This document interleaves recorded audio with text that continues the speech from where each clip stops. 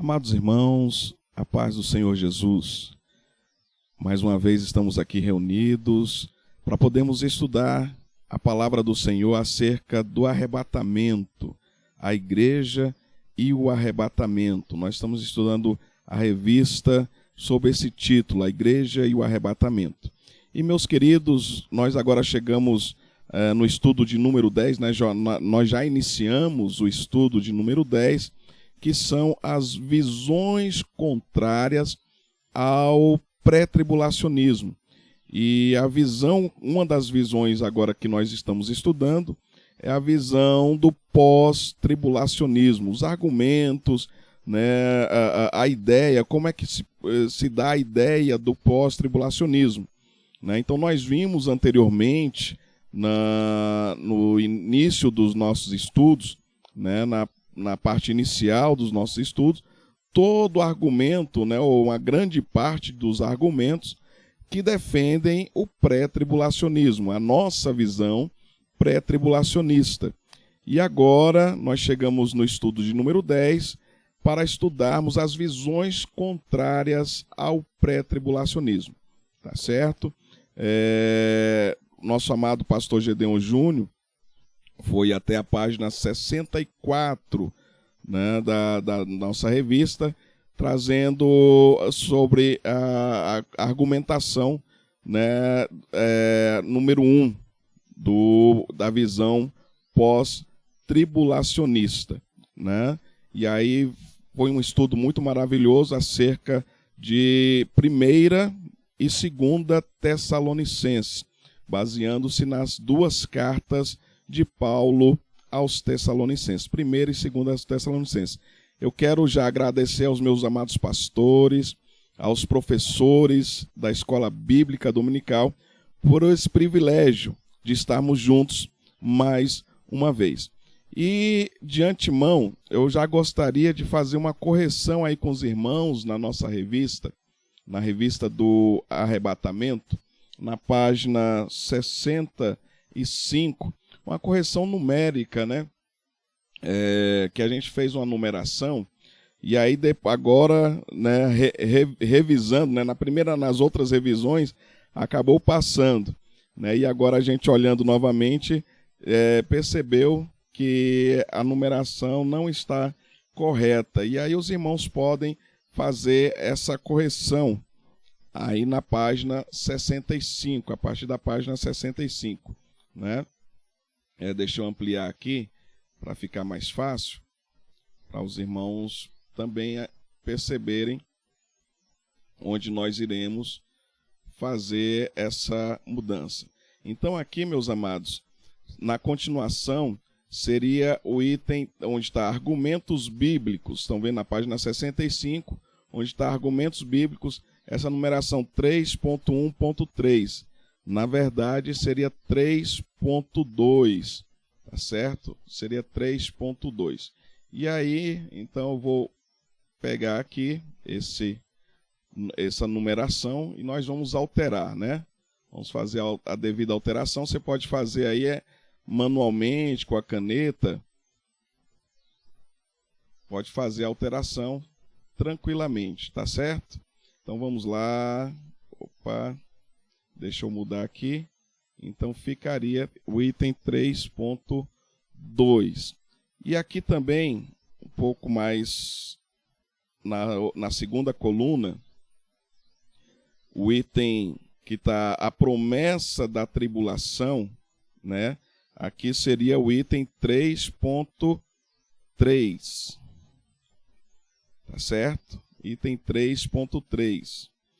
Na página 66, a gente vai corrigir também na página 66. Deixa aí passar aqui para a página 66. E aí a gente vai fazer a correção. Aqui na página 66. Onde está o argumento baseado... Deixa eu localizar. Opa, acho que eu passei um pouco.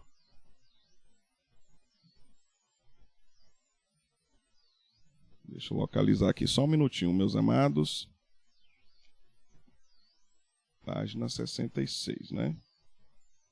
Isso. O cumprimento histórico. É aqui, ó. Cumprimento histórico.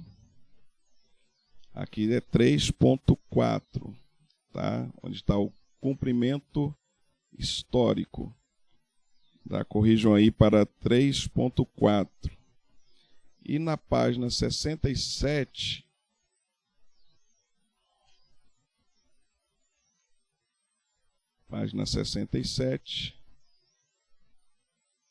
a gente vai aqui também, nesse aqui, o argumento baseado na ressurreição. Essa parte aqui. Tá? A numeração é 3.5. Tá? Façam essas correções aí com seus alunos para facilitar a localização, a disposição, né? E a separação também dos argumentos, porque a gente está estudando os argumentos pós-tribulacionistas, viu, meus amados? Então, façam essa correção aí juntamente com seus alunos nas páginas aí, né, 65, 66 e 67. Então, ficou com as numerações, onde está o título, Argumentos Bíblicos, ficou 3.2. Onde está o título, A Promessa da Tribulação, ficou 3.3. Onde está, na página 66, o cumprimento histórico de Daniel, ficou 3.4. E na página 67, onde está o argumento baseado na ressurreição, ficou 3.5. Tá certo? Então vamos fazer essas correções para a gente dar sequência aí nos estudos. Tá bom, meus amados? Voltando aí para a página 65, nós temos agora sim com a numeração correta, né, nós temos o item 3.2, que fala assim: argumentos bíblicos. O pós-tribulacionista usa textos bíblicos isolados para argumentar seus ensinamentos de que os crentes passarão pela grande tribulação. Então nós vamos ver agora alguns desses textos bíblicos que são usados pelos pós-tribulacionistas para argumentar, né, de que realmente a igreja vai passar pela grande tribulação. Nós, pré-tribulacionistas, cremos de que a igreja não vai passar pela grande tribulação, conforme os textos bíblicos, os inúmeros textos bíblicos que nós já analisamos, nós já estudamos, nós vimos e temos a certeza de que a igreja não passa pela grande tribulação, porque é promessa do Senhor, é promessa do nosso Deus de que a igreja não passa pela grande tribulação. Então são revelações que já foram trazidas principalmente pelo apóstolo Paulo, né? Pelo apóstolo Paulo. E aí, no item 3.1, né, que já foi estudado, né, foi estudado exatamente o primeiro argumento, né? O primeiro argumento que eles utilizam é o argumento de que essa visão pré-tribulacionista não seria uma visão defendida pelos apóstolos. E aí o pastor Gedeon Júnior, né, passou para os irmãos, né, no estudo bíblico, tanto na lição passada, né, na aula de instrução passada, como também no estudo bíblico dado no último domingo, de que sim, né, a visão pré-tribulacionista, ela é sim apostólica e é defendida pelo apóstolo Paulo, né? Isso nós já vimos na semana anterior. E agora nós passamos para o segundo argumento. O segundo argumento dos pós-tribulacionistas é que são argumentos bíblicos. Eles usam textos bíblicos para se basear no sentido de que a igreja vai passar pela grande tribulação. O primeiro texto, então é bom que os irmãos, nós vamos usar bastante textos bíblicos, né? Então é interessante que, além da revista, os irmãos fiquem, né, também com a sua Bíblia, os alunos, nossos alunos, também fiquem com a sua Bíblia ali próxima e aberta, para facilitar a leitura. Então nós vamos tanto usar a nossa revista, quanto também estaremos utilizando a Bíblia Sagrada, a nossa Bíblia, para poder ler os textos e compreendermos o que está dizendo nos textos bíblicos. O primeiro texto bíblico aí mencionado na revista é o texto de 2 Tessalonicenses, capítulo 2, versículo 3. E esse texto, inclusive, está aí na revista, em destaque de azul, que diz assim: ninguém de maneira alguma vos engane, porque não será assim, sem que antes venha a apostasia e se manifeste o homem do pecado, o filho da perdição. E aí o que eles defendem? O que os pós-tribulacionistas defendem? Falando, olha o texto aqui, está falando: ninguém de maneira alguma vos engane, porque não será assim, sem que antes venha a apostasia e se manifeste o homem do pecado, o filho da perdição. E aí o que eles falam? Olha, não será assim o quê? Aí eles falam, olha, não será assim, ou seja, não acontecerá a vinda. Aí eles pegam o primeiro versículo, né, 2 Tessalonicenses, capítulo 2, aí eles pegam o primeiro versículo e falam, olha, não será assim o quê? A vinda do Senhor e a nossa reunião com Ele.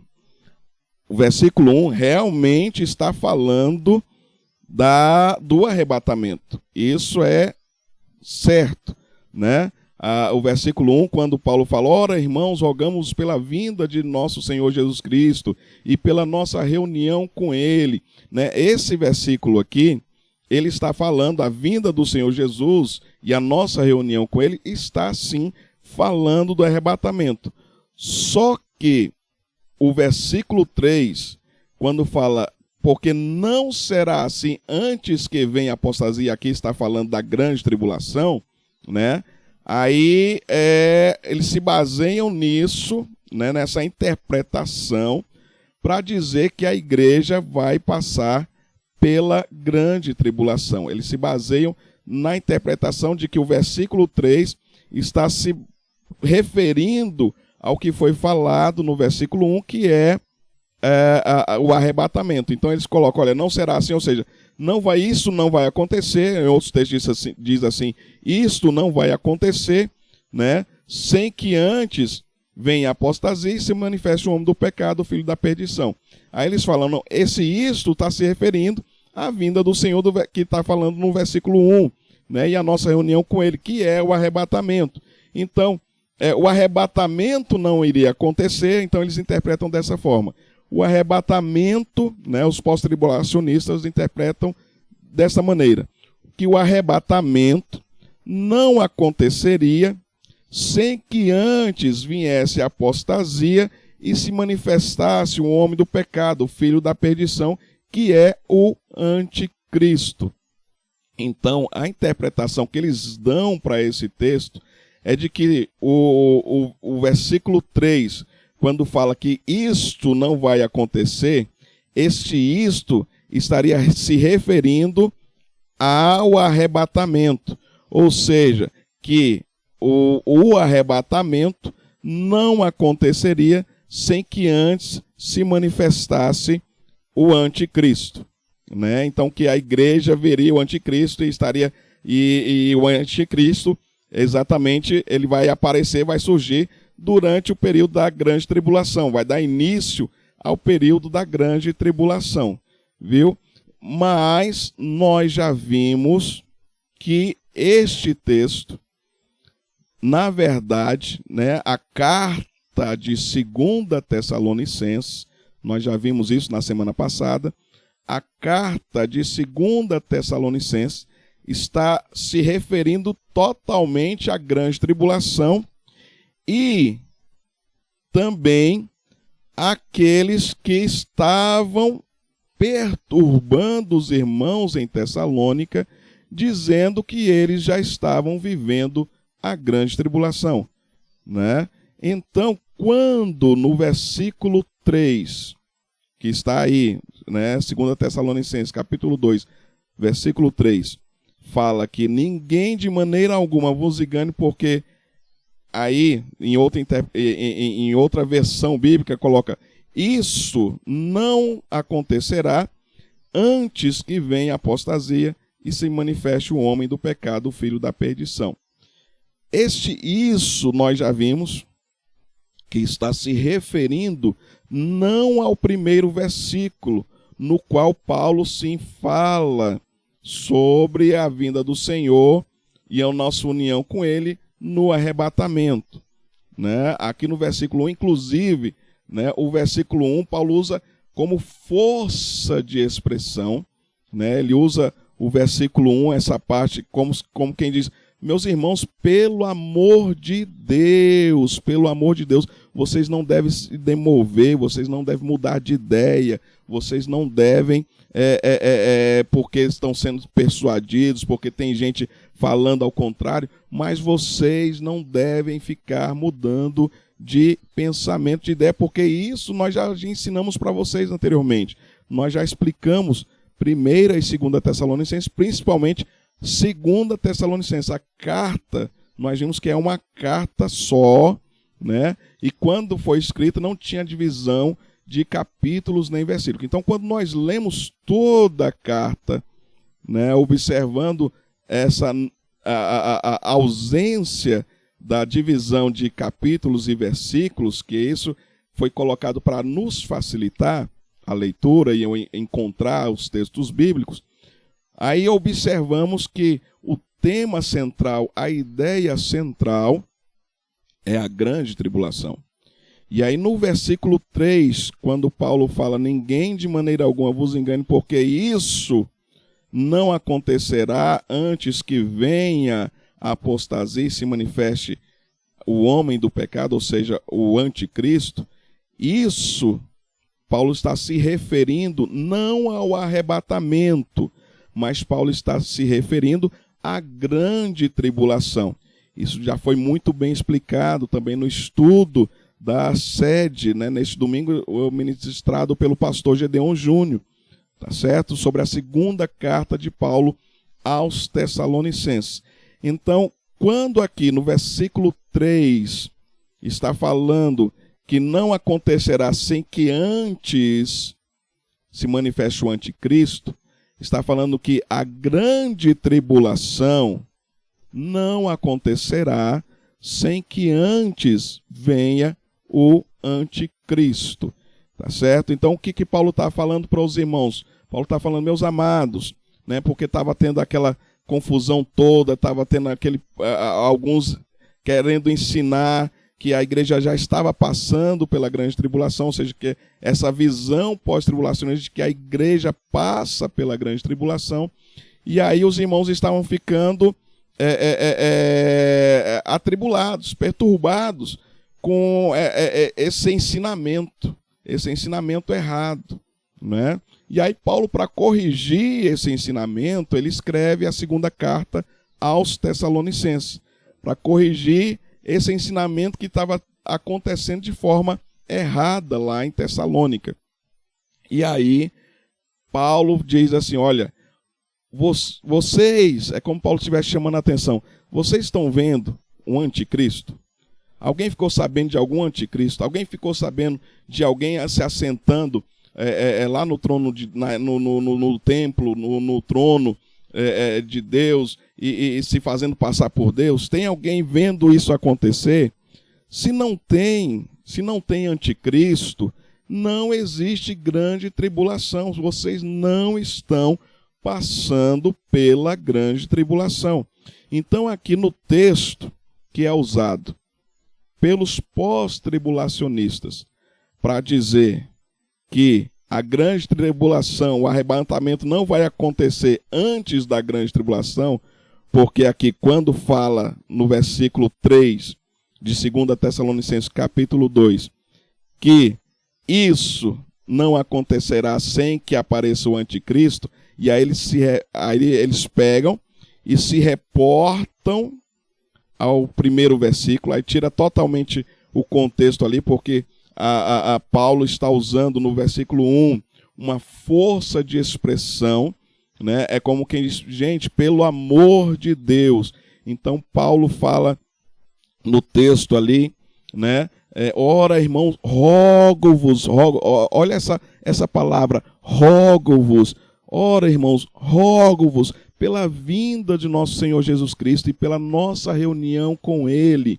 Ou seja, Paulo está falando, gente, pelo amor de Deus, vocês não devem mudar o entendimento, né? Mas ainda assim, claro, com certeza, Paulo aqui está falando, né, no versículo 1, Paulo está se referindo sim ao arrebatamento, no versículo 1. Só que não é, como eu falei, não é quando foi escrita a carta, não foi separada. Então o texto ele é contínuo, é um texto contínuo, e é um texto que dá continuidade ao que foi escrito desde o início, no qual Paulo está combatendo o pós-tribulacionismo, a visão de que a igreja estaria passando pela grande tribulação, né? Então, era isso que Paulo estava combatendo ao escrever a segunda carta aos Tessalonicenses, aos irmãos em Tessalônica. Então, desde o primeiro capítulo, é uma carta só. Não tinha essa divisão de capítulos e versículos. Por isso que nós lemos da forma que também é lida, né, ou foi lida naquela época, tá certo? Na sequência. E aí se observa claramente de que o apóstolo Paulo aqui ele está se referindo no versículo 3 à grande tribulação. Ele está falando, olha, a grande tribulação não vai acontecer sem que antes se manifeste o anticristo, tá? Então, usar esse texto como base não serve, porque aí seria texto fora do contexto, tá? Então, os pós-tribulacionistas, eles fazem isso. Eles usam texto isolado para poder basear o argumento pós-tribulacionista. Mas nós não podemos fazer isso, meus amados.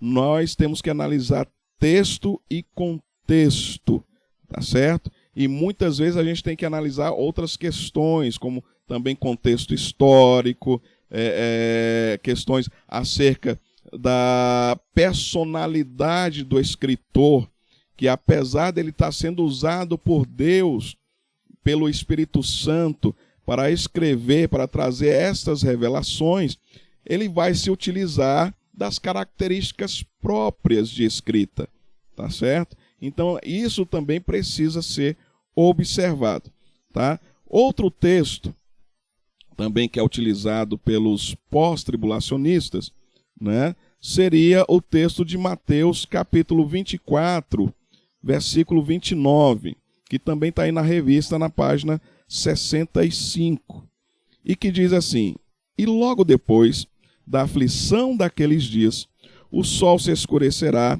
e a lua não dará a sua luz, e as estrelas cairão do céu, e as potências do céu serão abaladas. Então aparecerá no céu o sinal do Filho do Homem, e todas as tribos da terra se lamentarão, e verão o Filho do Homem vindo sobre as nuvens do céu com poder e grande glória. E ele enviará os seus anjos com rígido clamor de trombeta, os quais ajuntarão seus escolhidos desde os quatro ventos, de uma a outra extremidade dos céus. Então aqui, né, os pós-tribulacionistas pegam esse texto e aí fala, tá vendo? Tá escrito aqui, ó, que vai acontecer, olha só o que vai acontecer, né? E logo depois da aflição daqueles dias, aí começa a falar das aflições que vão acontecer durante a grande tribulação, sim, durante a grande tribulação, né? O sol se escurecerá, a lua não dará a sua luz, as estrelas cairão dos céus. Aqui também Nós vemos isso lá em Apocalipse, quando João, né, traz a revelação de todo o período tribulacional, de todas as coisas que irão acontecer durante o período tribulacional.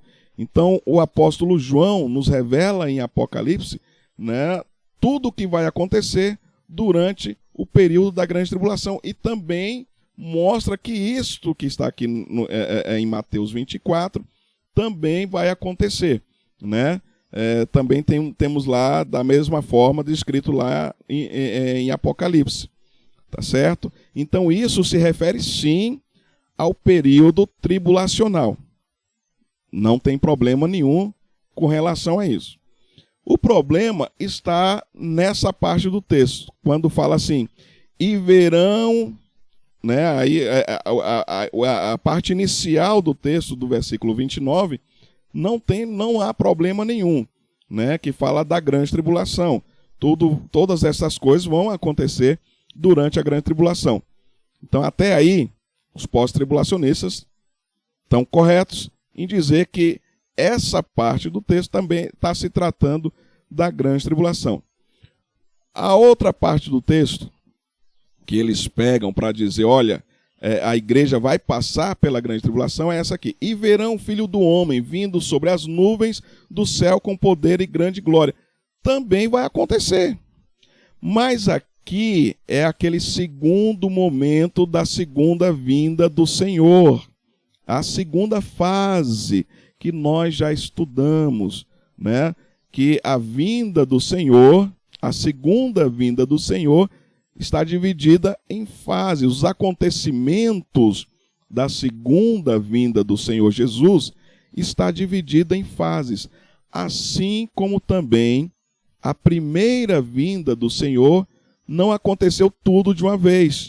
Teve fases, né? Teve fases. Jesus veio, Jesus nasceu de uma virgem, Jesus cresceu, Jesus foi para o Egito, né? Depois Jesus volta do Egito, Jesus inicia o seu ministério, Jesus faz curas, né? Jesus opera milagres e maravilhas, depois Jesus é crucificado, depois Jesus é sepultado, e ao terceiro dia Jesus ressuscita. Então tudo isso não aconteceu de uma vez só. Tiveram fases. Então, a primeira vinda do Senhor teve vários acontecimentos na primeira vinda do Senhor. Mas houveram fases desse acontecimento. Não aconteceu tudo de uma vez. A segunda vinda também tem fases.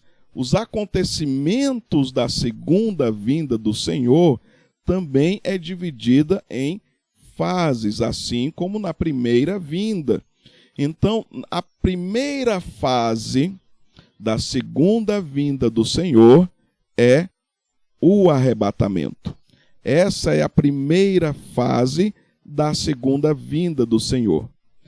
A outra fase da segunda vinda do Senhor é quando ele volta com a igreja, né? A igreja foi arrebatada, passou um período nos céus, e aí depois Jesus retorna com a igreja, Jesus vai à batalha do Armagedon, Jesus salva Israel, e aqui, né, está se referindo ao povo de Israel na segunda fase da segunda vinda do Senhor, e não ao arrebatamento. Então, este texto, ele claramente demonstra que está se referindo à segunda fase da vinda do Senhor, né?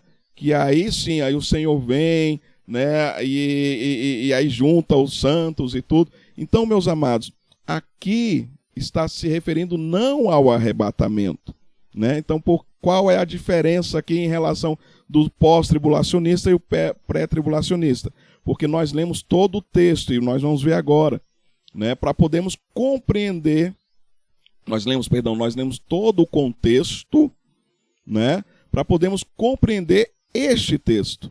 Então a gente não isola o texto do contexto para poder firmar a nossa argumentação, né? Pelo contrário, a gente pega texto, né, dentro do contexto, e aí sim a gente tem a interpretação real e correta do que se está falando ali, né? Então nós vamos ver, olha só, na continuação aí na página 65, fala, olha, novamente, texto fora do contexto. Ou seja, quando os pós-tribulacionistas pegam esse texto falando sobre a vinda do Senhor, aí eles acham que é a vinda para o arrebatamento. Não é a vinda para o arrebatamento, né? Ah, não, aqui está falando dos santos, né? Mas aí a gente tem que posicionar sobre que povo o texto está falando, né?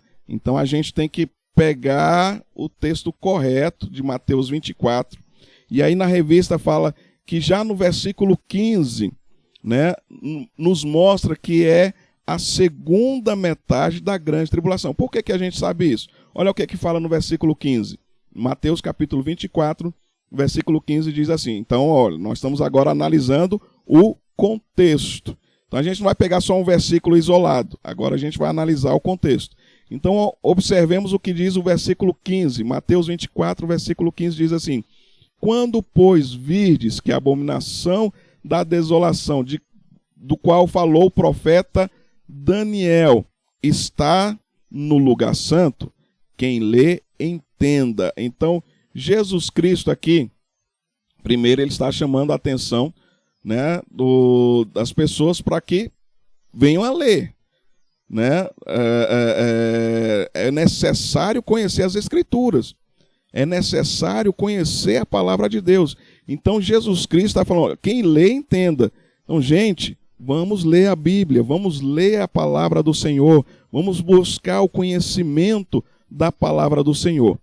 E aí Jesus Cristo falou, quando, pois, virdes que a abominação da desolação, de qual falou o profeta Daniel, está se referindo, Jesus está se referindo a quem? Jesus está se referindo ao anticristo, né? Aqui Jesus está se referindo ao anticristo. E aí ele continua a falar, está no lugar santo. Então, quando vocês virdes, né? Quando vocês ouvirem, ver, né? Quando vocês verem que o anticristo está no lugar santo, aí aqui a gente já entende que momento é esse. Quando o anticristo estiver no lugar santo, e aí vem lá aquele mesmo texto de Paulo aos Tessalonicenses que nós vimos, de 2 Tessalonicenses, capítulo 2, versículo 3, né? Aí aqui é aquele dos versículos seguintes também, do capítulo 2 em si, né? Que mostra que o anticristo vai se assentar no lugar santo, no templo de Deus, né? Então, que momento é esse? É o momento que o anticristo, que Daniel fala, é o momento que o anticristo quebra a aliança com Israel. Então, no início, né, no período inicial, o anticristo faz aliança com Israel. Só que essa aliança ela dura 3 anos e meio. E aí, depois de 3 anos e meio, o anticristo quebra a aliança, e aí o texto mostra claramente, o texto de Daniel mostra claramente, que ao quebrar a aliança, ele se posiciona no lugar santo, ele se assenta lá para ser adorado, né? E tudo isso, tá certo? Então, ele corrompe o que é sagrado, aquilo que é sagrado a Deus, consagrado a Deus, ele corrompe tudo que é sagrado. Tá certo? Então Jesus Cristo está falando de que momento? Jesus Cristo está se referindo ao segundo período da grande tribulação, a segunda metade da grande tribulação. E por isso que Jesus fala, quem lê, entenda.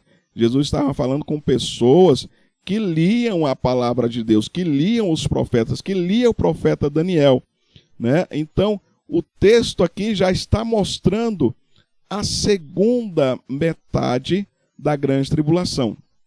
E a gente tem que saber também acerca do sermão profético, né? O sermão profético aí de Mateus capítulo 24, ele se refere a algumas épocas, ele não se refere a um único período da história. Ele se refere a alguns períodos da história, né? Quando Jesus Cristo traz explicações sobre as perguntas que são feitas pelos discípulos. E aí Jesus Cristo começa a responder, né, aqui no sermão profético. Mas nesse sermão profético é preciso entender que ele se trata não de só um período da história, ele se trata de alguns períodos na história. Nós não vamos estudar agora, meus amados, o sermão profético, né? Não dá tempo de nós vermos isso agora, tá certo? Mas só para que os irmãos compreendam de que aqui se trata do sermão profético e que o sermão profético ele se refere a alguns períodos na história. Nesse texto, especificamente, está se referindo à segunda metade da grande tribulação, do período da grande tribulação. E aí nos versículos 16 a 20, né, conforme está mencionado aí também na revista, diz assim: Então o que Jesus Cristo está se referindo aqui? Jesus Cristo está se referindo, nós já vimos no versículo 15, ao segundo período da grande tribulação, né? Ao segundo período da grande tribulação. Aí no versículo 16 diz assim: Então os que estiverem na Judéia fujam para os montes. Quem é que vive na Judéia? É brasileiro? É português de Portugal? É italiano? É americano, norte-americano? Quem vive na Judéia é judeu. Então, olha só, Jesus começa falando sobre Daniel. Jesus explica que agora ele vai falar sobre a segunda parte da grande tribulação, depois que o anticristo quebra a aliança com Israel. E aí, a partir desse momento, né, que houve a quebra de aliança, ele fala assim: então os que estiverem na Judéia, o povo judeu que estiverem na Judéia, fujam para os montes. E quem estiver sobre o telhado, não desça a tirar alguma coisa de sua casa. Ou seja, não vai dar tempo de você fazer nada. Quem estiver no campo, não volte atrás para buscar suas vestes. Se esconda, né?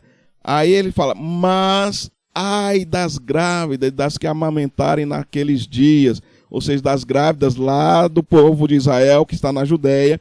Ai das grávidas que estiver naquele tempo, que estiver amamentando.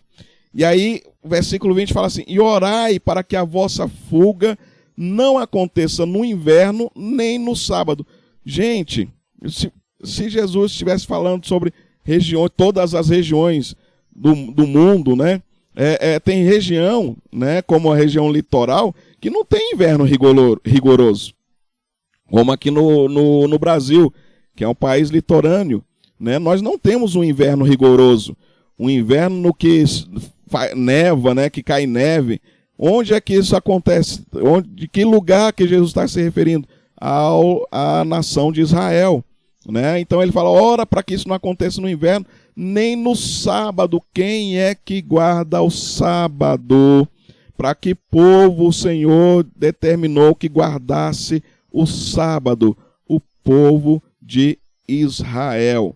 Então, nós precisamos analisar esse contexto para podermos entender que também o versículo 29 de Mateus 24 está se referindo à nação de Israel, ao povo de Israel, que vai passar pela grande tribulação. O povo de Israel, sim, vai passar pela grande tribulação, vai ver tudo isso acontecer, né? Os corpos celestes, né, tendo um colapso dos corpos celestiais, né, onde o sol vai se escurecer, a lua não vai dar brilho, as estrelas vão cair dos céus, né? Então tudo isso vai acontecer durante a grande tribulação. E o povo de Israel vai passar. Então nós vemos que a partir do versículo 15, ali 15, 16 até o 20, nós vemos claramente que Jesus, primeiro no versículo 15, ele está falando da segunda metade da grande tribulação. E depois Jesus começa a falar sobre o povo de Israel, o que eles devem fazer nesse período. Jesus está dando instruções ao povo de Israel como eles devem proceder nesse período tribulacional. E que eles deviam estar orando constantemente para que isso não aconteça no período de inverno, que tem neve, que cai neve, e que não aconteça no sábado. Por quê? Porque no sábado o povo judeu tem que guardar, né? Ele pode fazer uma caminhada a um tiro de pedra, né?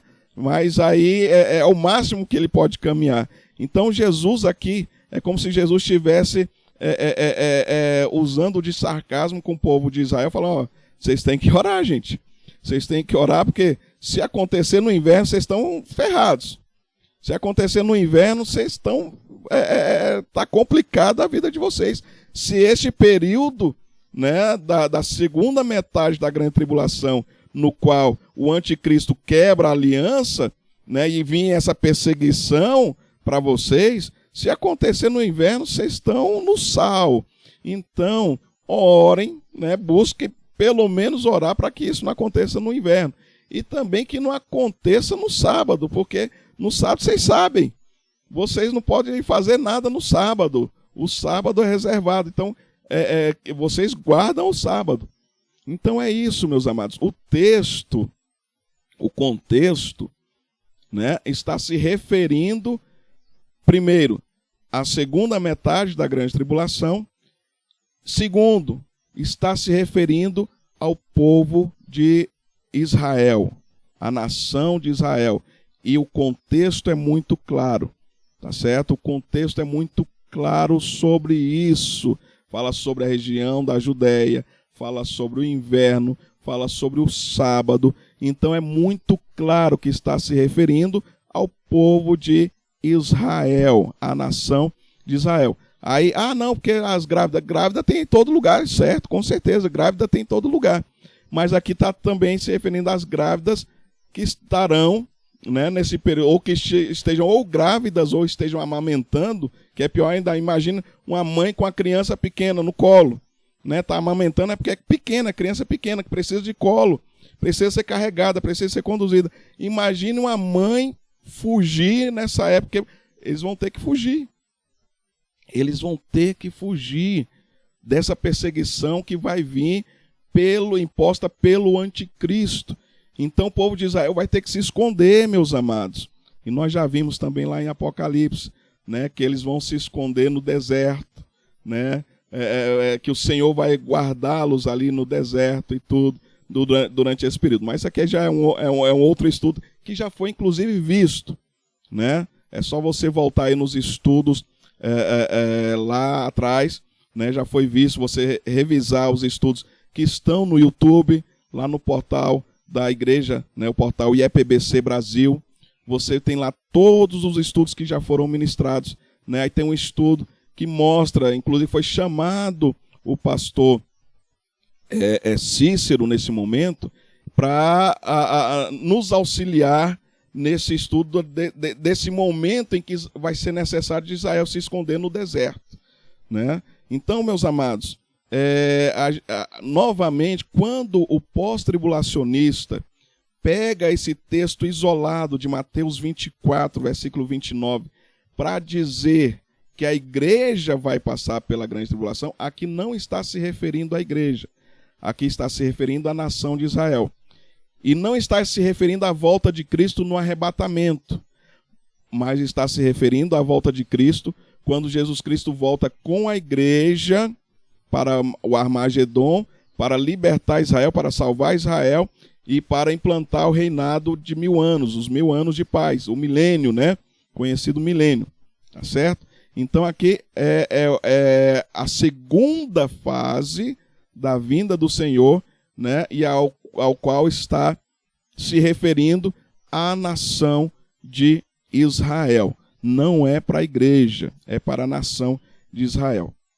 E aí nós continuando na revista, ainda na página 65, nós temos o item 3, nós já renumeramos aí, né, meus amados? Então agora é o item 3.3, né? A promessa da tribulação. A promessa da tribulação. E aí diz assim, o outro argumento do pós-tribulacionista baseia-se na promessa de tribulação dada à igreja.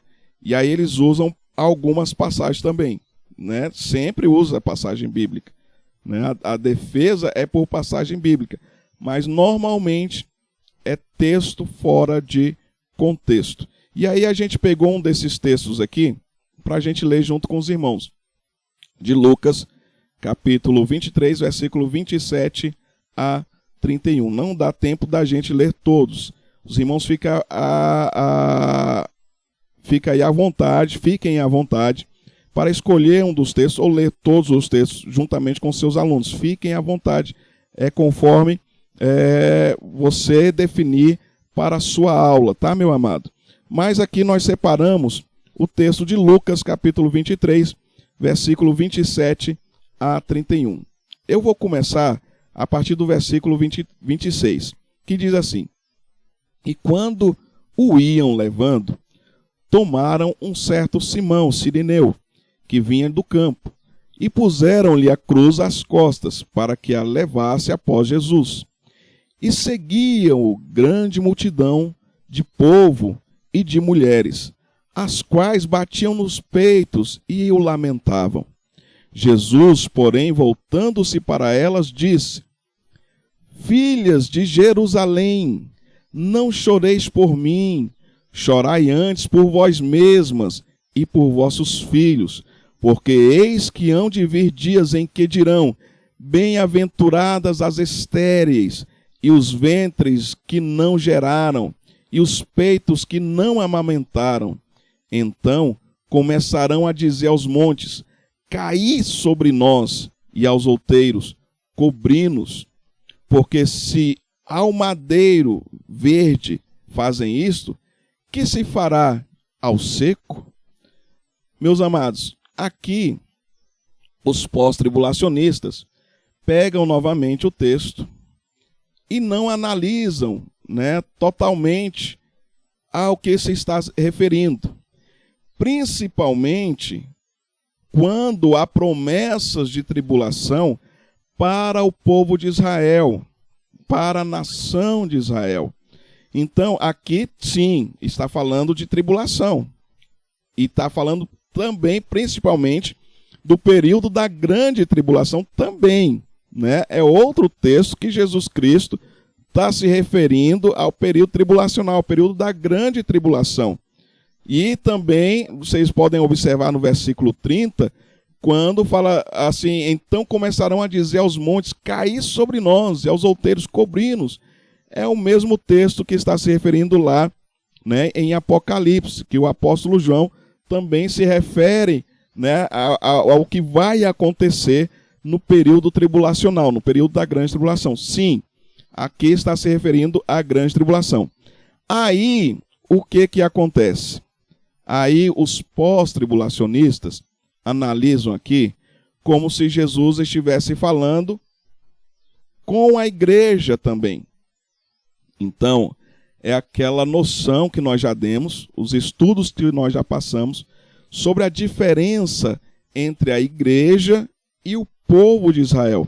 Israel, no plano de Deus, é uma coisa. Igreja, no plano de Deus, é outra coisa. Então, Deus trata Israel no seu plano de uma forma, e Deus trata a igreja no seu plano de outra forma. Então, nós precisamos compreender isso. Só que os pós-tribulacionistas juntam tudo numa coisa só. Então eles entendem que Israel e a igreja é a mesma coisa. Eles juntam tudo numa coisa só. E aí sim, ao juntar tudo numa coisa só, né, aí eles conseguem fazer com que esse texto, que é direcionado ao povo de Israel, seja também direcionado para a igreja. E nós vemos aqui no versículo 28, né? Aqui é o momento que Jesus está carregando a cruz, Jesus está conduzindo a cruz, né? Jesus está sendo conduzido para a crucificação, tá? E aí, ali está sendo açoitado, está carregando a cruz pesada e tudo, e aí as mulheres estão chorando, estão lamentando, né? E aí Jesus fala, olha, vocês não devem chorar por mim, mas chorai por vós mesmos e vossos filhos. Só que olha como ele fala, no versículo 28. Jesus, porém, voltando-se para elas, para essas mulheres que estavam chorando, disse, filhas de Jerusalém. Jerusalém fica onde, meus amados? Onde é que fica Jerusalém? Jerusalém fica em Israel. Então Jesus está falando para as filhas de Israel, ó filhas de Jerusalém, não choreis por mim, chorai antes por vós mesmos e por vossos filhos. E aí começa a falar sobre o período tribulacional, sobre o período da grande tribulação. E aí Jesus fala, olha, se estão fazendo isso, né? Se estão açoitando, machucando, se estão fazendo isso ao madeiro verde, o que fará com que é seco? Por quê?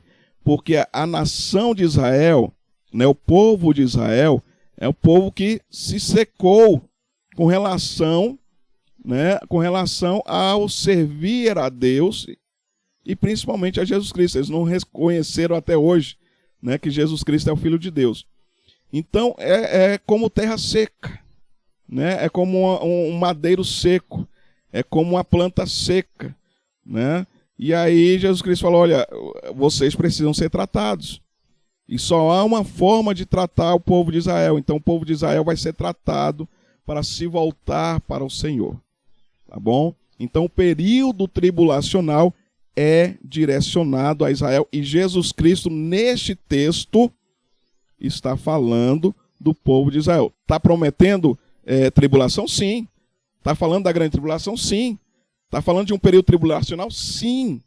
O texto fala de um período tribulacional. Está trazendo promessas que passarão por um período tribulacional. Mas está se referindo a quem? Está se referindo ao povo de Israel, né? Naquele momento, as mulheres que estavam chorando, então Jesus Cristo falou, olha, vocês têm que lamentar, é pelo período que vocês vão passar. Né? É pelo período que vocês vão passar. Não precisa se preocupar comigo, não. Preocupe-se pelo período que vocês de Israel vão passar. Então, a promessa da tribulação é para o povo de Israel. Mas, pastor, né, aí vem aquele entendimento. Né? Mas, pastor, não tem textos bíblicos que se referem à tribulação, que a igreja passa e tudo, que a igreja estará passando pela tribulação, que passa por alguma tribulação? Tem, meus amados. Tem textos bíblicos também que falam, mas não da grande tribulação. Vamos ver aqui. Olha só. 2 Coríntios, capítulo 4, versículo 17 e 18, diz assim, porque a nossa leve e o quê? Momentânea tribulação produz para nós um peso eterno de glória muito excelente, não atentando nós nas coisas que se veem, mas nas que se não veem, porque as que se veem são temporais, e as que se não veem são eternas. O que Paulo está falando? Paulo está falando porque a nossa leve e momentânea tribulação. Paulo não está se referindo à grande tribulação, ao período da ira de Deus. A igreja passa, sim, meus amados, por tribulações nessa terra. A igreja passa, sim, por momentos difíceis. Nós, como servos do Senhor, né? E aqui, olha, Paulo está falando daquela época dele já, né? Então a igreja sempre, o que nós sempre estamos falando aqui, a igreja sempre passou, né? Pela ira dos homens, a igreja sempre sofreu pela ira dos homens, a igreja sempre sofreu também a ira de Satanás. Então, tudo isso nos traz tribulação. Tudo isso nos traz tribulação. Só que Paulo está falando, porque a nossa leve e momentânea, olha só o texto, leve e momentânea tribulação. O que Jesus falou quando se referiu à grande tribulação? O que Jesus Cristo falou quando se referiu à grande tribulação. Jesus Cristo falou que é um período que nunca houve e que jamais haverá novamente. Ou seja, tudo que já se tinha vivido na Terra, na história da humanidade, nunca aconteceu dessa forma. E nunca vai acontecer novamente. Então, Jesus Cristo está falando que tudo que já aconteceu no passado, eu sempre imagino o dilúvio, que foi algo terrível, né? Que somente Noé e sua família se salvaram. Então, todo o restante da humanidade foi destruída. E aí, olha só o que Jesus fala, que nem o dilúvio se compara com o período da grande tribulação, do sofrimento que vai acontecer, agonia e sofrimento que irão acontecer durante a grande tribulação. Então vocês já imaginem, né? Então, olha a diferença, né? Jesus fala, e o apóstolo Paulo também já falou em outros momentos, em outros textos, sobre a grande tribulação. E aí Jesus Cristo mostra claramente que é uma aflição tão grande, tão terrível, é um período tão terrível que nunca houve e jamais haverá. E que até esses dias vão ser abreviados, né? Então vocês imaginem quanto vai ser enorme o sofrimento durante a grande tribulação. E aí alguns pós-tribulacionistas pegam um texto como esse, o texto de 2 Coríntios, capítulo 4, versículos 17 e 18, falou aqui, ó, a igreja vai passar pela tribulação. Mas vamos ler direitinho, meus amados, porque a nossa, o quê? Leve e momentânea tribulação. Leve e momentânea. Mas se é leve, meus amados, é porque é suportável. Na grande tribulação, as pessoas vão querer que os montes enterrem eles. Nós vemos em Apocalipse e vemos aqui no texto, né? Que nós lemos, certo? Então, as pessoas vão clamar para que sejam enterrados pelos montes de tão grande aflição.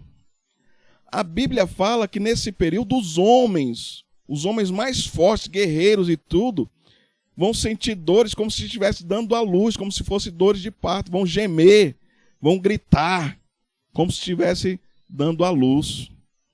Olha que terrível vai ser esse período. Então, aqui Paulo não está se referindo à grande tribulação.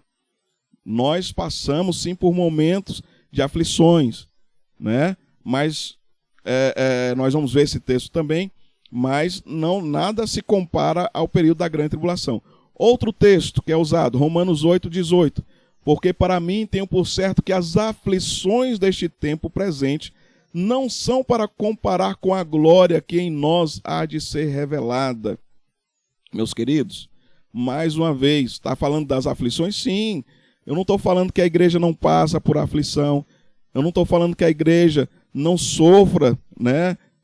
Como também sofreu a igreja primitiva, as perseguições, né? E açoites, e até passaram por morte, mas não se compara com o período da grande tribulação. Então, texto fora do contexto, né? E eles pegam também, vamos passar aí a página, né, para a página 66, um dos textos utilizado também, né, é o texto de João, capítulo 16, versículo 33, que é muito conhecido, né, que é aquele texto que Jesus fala: no mundo tereis aflições, mas tende bom ânimo, eu venci o mundo, né? Gente, ninguém é enganado, crente nenhum é enganado, ninguém aceita Jesus enganado, né? A não ser por esses que defendem hoje a prosperidade, né? A teologia da prosperidade, né? Que aquela teologia de que tudo tem que estar bom na sua vida. Se tiver algo que não está bom na sua vida, é porque tem algo errado, é porque tem pecado, é por causa disso. Não, meus amados, Jesus falou: olha, no mundo tereis aflições. Então, sim, a igreja passa por aflições, sim, a igreja passa por perseguições, sim, a igreja sofre a ira dos homens, perseguição dos homens, sim, a igreja sofre a ira de Satanás, né? Mas do período tribulacional, denominado na Bíblia como período da ira de Deus, a grande tribulação, deste período a igreja está livre. Deste período a igreja está livre. Aí, já que nós passamos para a página 66, né? Então vamos ao item que agora é o item 3.4, que é o cumprimento histórico de Daniel 9, 24 a 27. Aqui é o texto, né? Aí vamos ler. Um outro grande argumento do pós-tribulacionista é o cumprimento histórico da profecia de Daniel. Eles sustentam que a profecia, particularmente a de Daniel, capítulo 9, versículo 24 a 27, já foi cumprida na sua totalidade. Que texto é esse de Daniel? É o texto que se refere às 70 semanas, né? As 70 semanas. E a revelação que o anjo traz para Daniel sobre as 70 semanas, né? E aí, novamente, a gente precisa analisar, tá certo? Precisa ler o texto para a gente fazer a análise, tá? Aqui eles defendem, o pós-tribulacionista defende que já houve o cumprimento das 70 semanas, que as 70 semanas já se cumpriram. Essa é a visão deles. Então as 70 semanas já teriam se cumprido. Então que a gente não pode se basear no texto de Daniel, que fala sobre o anticristo, que fala sobre as 70 semanas, né? Perdão, meus amados. Então, que a gente não poderia se basear, né, principalmente no texto das 70 semanas, perdão, né, não, aqui o texto que fala principalmente acerca das 70 semanas e o que iria acontecer durante todo esse período das 70 semanas, que aí, para eles, para os pós-tribulacionistas, todas as 70 semanas já teriam se cumprido. Bom, nós, pré-tribulacionistas, nós sabemos que 69 semanas se cumpriram. Vimos a história, comparamos com os fatos históricos, comparamos com o texto bíblico, e aí se faz o cálculo, e aí se chega à conclusão de que as 69 semanas já se cumpriram, porque na verdade não é semanas, é semanas de anos. E isso está baseado também no texto bíblico, não sei se é acho que é de números, né? Se eu não me engano aqui é de números, né? Mas depois eu vejo para os irmãos direitinho. Mas quando se refere, né, aí no caso, quando se refere a semanas de anos. Então, quando o anjo traz essa revelação para Daniel, quando se refere a semanas, né, aí já se entende também que é semanas de anos. Então, 70 semanas de anos. Bom, essas 69 semanas já se cumpriram na nossa visão pré-tribulacionista e baseado na história, meus amados. A última semana, na visão de Daniel, ela se cumpre durante a grande tribulação. A última semana de Daniel será durante a grande tribulação. E aí, né, a gente precisa analisar Daniel 9, o versículo 24, para a gente ver se realmente se cumpriu, né? Para vermos se realmente houve o cumprimento já do texto, né? Já que eles defendem, já que o pós-tribulacionista defende que Daniel, de 24 a 27, que é 70 semanas, já historicamente já tenha se cumprido, então vamos analisar o primeiro versículo. Precisa nem analisar todo. Vamos analisar o primeiro versículo, versículo 24. Daniel 9, versículo 24. Diz assim: 70 semanas estão determinadas sobre o teu povo. nós já vimos, o teu povo, quem é o povo de Daniel? O povo de Israel. E sobre a tua santa cidade. Qual é a santa cidade de Daniel? Jerusalém. Aí vem. Aí a revista fala assim, em resposta a essa interpretação, podemos notar que há 6 grandes áreas da promessa em Daniel 9, 24. Então, tem 6 grandes áreas aqui. Na promessa, tem 6, só nesse versículo, tem 6 grandes áreas aqui de que vai acontecer, né, com o povo de Israel. Nós já vimos, teu povo, quem é o povo de Daniel? O povo de Israel. Tua santa cidade, qual é a santa cidade de Daniel? Jerusalém. Então, quais são as 6 grandes promessas que vai acontecer com o povo de Israel? Primeiro, cessar a transgressão. Bom, já que os pós-tribulacionistas defendem que esse texto de Daniel 9, 24 a 27, que é das 70 semanas, já se cumpriu historicamente, então a transgressão do povo de Israel também já teria que ter se encerrado. A transgressão já tinha que ter acabado, né? Porque quando isso acontecer, quando terminar 70 semanas, quando se encerrar 70 semanas de Daniel, vai ter acontecido o quê? Vai ter cessado a transgressão do povo de Israel. Eu pergunto, já que para o pós-tribulacionista já aconteceu historicamente, eu pergunto para vocês, a transgressão de Israel já cessou? O povo de Israel já se voltou para Deus? O povo de Israel já aceitou a Jesus Cristo como seu Salvador? Já reconheceu Jesus como sendo o Messias, o Filho de Deus enviado? Já? Não. Então vamos continuar. Essa é a primeira grande promessa. Segunda grande promessa. Para dar fim aos pecados. Para dar fim aos pecados. Opa! Então, já que se cumpriu historicamente, como os pós-tribulacionistas defendem, então já acabou o pecado de Israel. O povo, a nação de Israel não peca. Não existe pecador em meio ao povo de Israel, porque aqui as 70 semanas para ter se cumprido na sua totalidade, teria que ter encerrado, acabado com os pecadores em Israel. E eu pergunto, tem pecador em Israel, sim ou não? Então, historicamente não se cumpriu. Vamos à terceira grande promessa. Para expiar a iniquidade. Tem iniquidade ainda no meio do povo de Israel?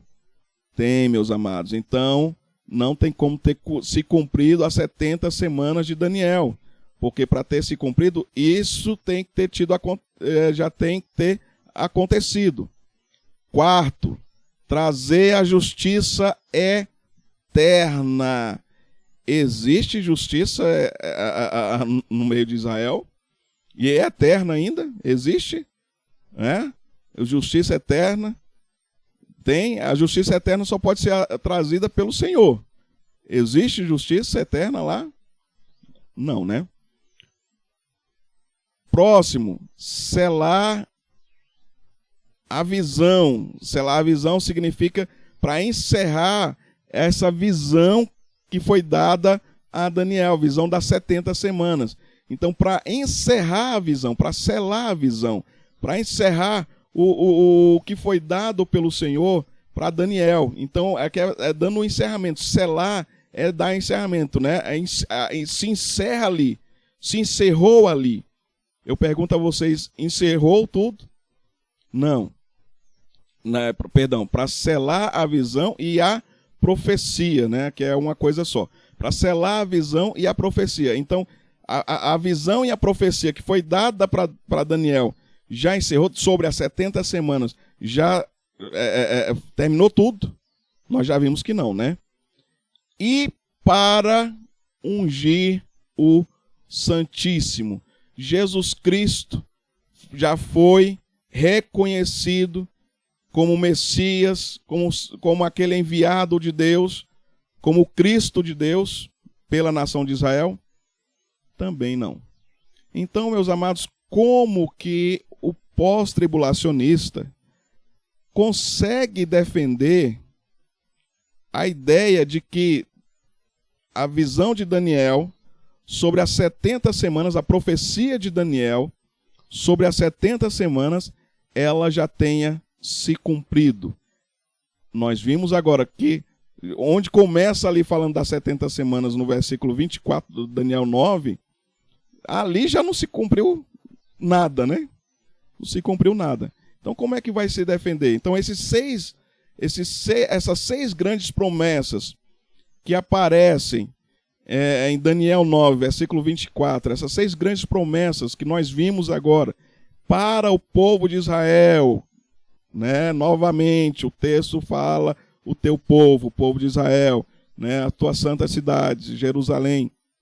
Então, a profecia é para o povo de Israel, né? E as 69 semanas se cumpriu, literalmente, para o povo de Israel. A última semana, né, que se refere à grande tribulação, esse período também é dado para o povo de Israel. Eles vão passar para ser purificados, para ser santificados, né? Porque eles terão esse período, eles viverão esse período tribulacional para que eles passem por uma purificação, conforme vários textos proféticos. Nós não vamos relembrar os textos proféticos aqui que já foram estudados, mas conforme vários textos proféticos, a nação de Israel vai passar pela grande tribulação para que ele seja purificado e reconheça Jesus Cristo como sendo o Salvador, o Messias, né? Continuando aí na revista, né, nós não vamos ler todos os textos, meus amados, mas vocês podem ir lendo juntamente com seus alunos, né, e trazendo as explicações. Então, conforme nós mudamos também a numeração, no item 3.5 agora, na página 67, item que agora é 3.5, antes ele estava 3.1.6, e ele agora é o 3.5, para a gente estar na sequência correta, tá? Conforme nós já havíamos falado, nós erramos aí nessa numeração, tá? E agora a gente está corrigindo, que é o argumento baseado na ressurreição. Então, para nós encerrarmos, o argumento baseado na ressurreição. E aí, o que acontece? Aí fala assim, outro argumento do qual o pós-tribulacionista defende muito, provém da ressurreição. O argumento baseado em Rise, Alexander Rise, né, um dos maiores defensores do pós-tribulacionismo. Então, o argumento baseado em Rise, ou Alexander Rise, é resumido por Mark Pearson, que diz: evidentemente, a ressurreição dos santos mortos ocorre no arrebatamento da igreja. Eles concordam que há ressurreição de mortos durante o arrebatamento. Isso é que eles concordam. Que há ressurreição de mortos durante o arrebatamento, conforme lá 1 Tessalonicenses, capítulo 4, versículo 16, onde Paulo fala: os mortos ressuscitarão primeiro, depois nós seremos transformados e nos encontraremos com eles, né, com o Senhor, juntamente com eles nas nuvens, né?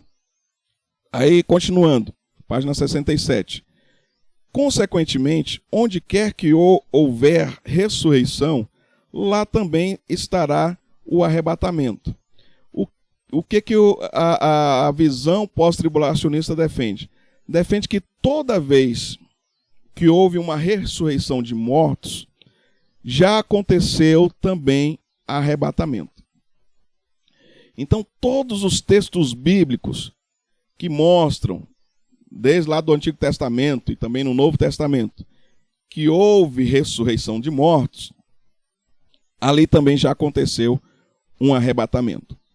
Tá? Essa é a ideia defendida, é uma das grandes ideias defendida pelos pós-tribulacionistas.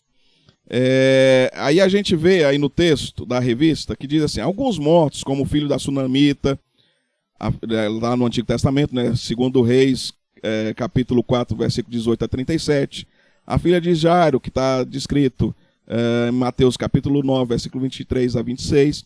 O filho da viúva de Naim, que está descrito em Lucas capítulo 7, versículo 11 a 17. Lázaro, que está descrito em João capítulo 11, né? E depois tem que ver aqui esses versículos aqui, porque a numeração está errada. Bom, meus amados, então, aqui que fala de ressurreição, tanto no Antigo quanto no Novo Testamento, ressurreição de mortos, aí o pós-tribulacionista defende que todas as vezes que aconteceu ressurreição de mortos, aconteceu também o arrebatamento. Sendo que já, na verdade, essas pessoas, elas não receberam a vida eterna. Elas não entraram e não gozaram da eternidade. Onde houve aqui ressurreição de mortos, inclusive as ressurreições, né, que foram realizadas por Jesus Cristo e que aconteceram antes da morte e da ressurreição de Jesus Cristo, né, e Paulo fala claramente, Jesus Cristo é o primeiro, né, a primícia da ressurreição dos mortos, ou seja, de que ressurreição? Da ressurreição para a eternidade. Então Jesus Cristo é o primeiro da ressurreição para a eternidade. Não o primeiro a ser ressuscitado, porque iria contradizer totalmente textos bíblicos, tanto do Antigo Testamento quanto do Novo Testamento, no qual o próprio Jesus Cristo operou o milagre de ressurreição, né? E que ressuscitaram muito antes dele mesmo, dele próprio, né? Então seria totalmente contradizente, né? Se falar, mas como é que Jesus Cristo é o primeiro da ressurreição, sendo que outras pessoas já tinham ressuscitado antes de Jesus Cristo? Jesus Cristo é o primeiro, que Paulo está falando do corpo glorificado, ali em 1 Coríntios capítulo 15. Paulo está falando da ressurreição para a vida eterna, está falando do corpo glorificado. E aí Paulo fala que Jesus Cristo é o primeiro dessa ressurreição, no qual se recebe o corpo glorificado e se passa para a eternidade. Então a ressurreição para a vida eterna, a ressurreição para a eternidade. Então Jesus Cristo é o primeiro dessa ressurreição para a eternidade. Sendo que Jesus Cristo é o primeiro da ressurreição para a eternidade, como, meus amados, que Paulo fala lá em 1 Tessalonicenses capítulo 4 também, que quando isso acontecer, ou seja, quando o arrebatamento acontecer, quando nós formos nos encontrar com o Senhor, tanto os mortos que ressuscitaram, quanto nós que estivermos vivos, também fomos arrebatados e nos encontrarmos com o Senhor, aí Paulo fala, daí estaremos para sempre com o Senhor. Aí entra a eternidade, é para sempre, né? Então, os pós-tribulacionistas esquecem de continuar lendo o texto, tá? Porque eles se baseiam ali no inicial da ressurreição dos mortos, relaciona com arrebatamento, aí fala, aí chega à conclusão, né? Então, toda vez que houve ressurreição de mortos, ali já aconteceu um arrebatamento. E nós vemos que não, porque no arrebatamento, essa ressurreição, ela leva para a eternidade. Essas pessoas no qual nós nos referimos aqui nos textos bíblicos, né, que ressuscitaram, essas pessoas não viveram eternamente, não adquiriram a vida eterna, não entraram, não gozaram da vida eterna. Muito pelo contrário, né? Essas pessoas, elas vieram a morrer novamente. Ué, mas pastor, e aquele texto que fala, ao homem é dado morrer uma única vez, e aí daí vem o juízo. Ali, meus amados, a gente tem que pegar o contexto. Vamos pegar o estudo do pastor Gedeon Júnior. Vamos pegar o estudo do pastor Gedeon Júnior sobre o que acontece com a pessoa depois que morre, né? O pastor Gedeon Júnior deu 2 estudos, 2 ou foram 3 estudos muito bons sobre o que acontece com a pessoa depois que morre. E aí você vai entender esse texto, no qual fala: ao homem é dado morrer uma única vez, e depois disso vem o juízo. Eu não vou explicar aqui agora, porque a gente não tem tempo. Mas está lá no YouTube, está fácil, né? Busca lá no YouTube, IEPBC Brasil, vai lá na playlist, né? Procure os ensinamentos que o pastor Gedeon Júnior deu sobre isso, né? Foi feito um parênteses, né, nos nossos estudos da revista para somente falar sobre isso, que o pastor Gedeon Júnior, né, foi um tema que não tinha como ser colocado na revista, e aí ele trouxe, ainda assim ele trouxe este ensinamento. Então vamos revisar os ensinamentos do pastor Gedeon Júnior.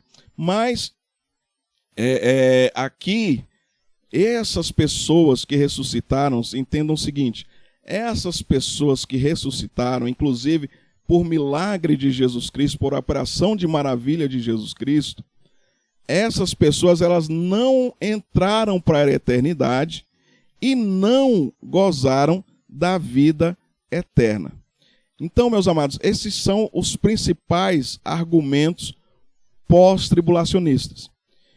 Nós vimos aqui, né, 5 ou 6 argumentos pós-tribulacionistas, e nós contra-argumentamos cada um deles, ou seja, nós trouxemos a contra-argumentação de todos eles. O que resta para nós? Que a única visão bíblica coerente é a visão pré-tribulacionista. Tá certo? Já vimos agora o que os pós-tribulacionistas defendem, os textos bíblicos ao qual eles se baseiam, e nós contra-argumentamos todas estas posições, né, no qual eles pegam textos bíblicos isolados para defender a ideia que eles têm. E na verdade seria o contrário. A gente tem que pegar texto e contexto, não para defender a nossa ideia, mas para defender o que a Bíblia diz. Pois assim a Bíblia diz. Um forte abraço para os meus irmãos, a paz do Senhor Jesus, e até o nosso próximo encontro, se Deus assim nos permitir. Deus vos abençoe, meus amados.